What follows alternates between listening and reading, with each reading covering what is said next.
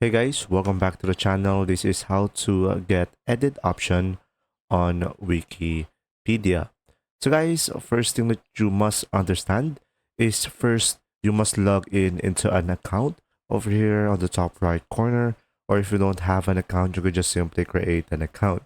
Now, with that said, guys, you have to remember that not everything on Wikipedia is editable. As you can see here, I have a example of Jake Paul. So from here, as you can see, we have a lock icon. So you could just simply click on this one so you could understand more. So if we scroll down further, as you can see, you will have here different types of lock. And from here, you should be able to understand what the lock means. So guys, now I have here another sample. And as you can see, there is no lock option over here. And from here, it means that it is open for editing.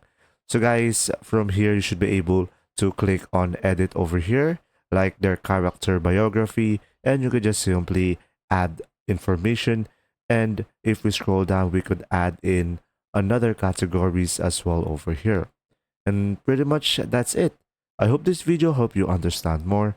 If you do, leave a like, and if you have any questions, comment down below, and thanks for watching. See ya!